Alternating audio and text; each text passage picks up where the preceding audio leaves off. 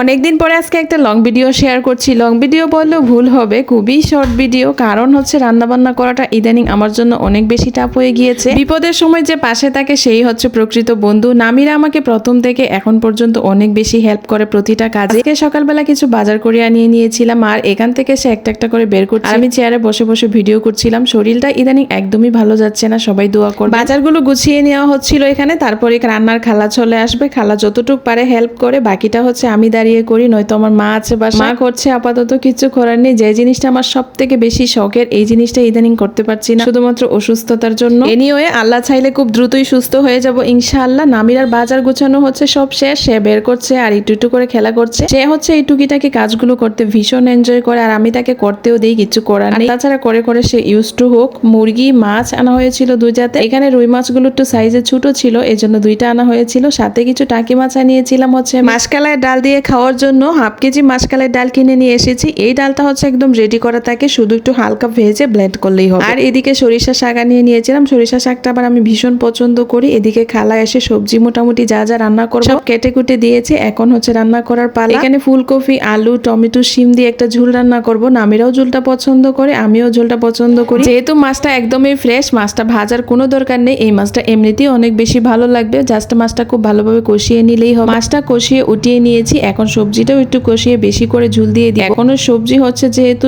অনেক বেশি সারটার দেওয়া থাকে, একদমই সিদ্ধ হতে চায়। আর এখান থেকে একটা লেজ নিয়ে মুচমুচা করে ভাজা করেছিলাম। নামিরা আবার মাছের ভাজাটা একটু বেশি পছন্দ করে। সবজিটা খুব ভালোভাবে কষিয়ে তারপর আমি কষানো মাছগুলো দিয়ে বেশি করে ঝুল দিয়ে তরকারিটা রান্না করে নিয়েছি। আর রান্না একদমই কম। ভাত খাওয়ার জন্য এদিকে আমি একটু সালাদ করে নিচ্ছি, লেবু শসা কেটে নিচ্ছি। শসাগুলো লম্বা করে কেটে নিলাম নামিরার জন্য, আর আমার জন্য আমি সালাদ করে নিয়েছি। বেশি করে সরিষার তেল দিয়ে, পেঁয়াজ দিয়ে, মরিচ দিয়ে মাখিয়ে নিয়েছি। এটা খুব ভালো লাগে। প্রথমে মাছ ভাজা দিয়ে খেয়ে নিচ্ছি, আর খেতে খেতে আপনাদের কাছ থেকে বিদায় নিচ্ছি। টাটা।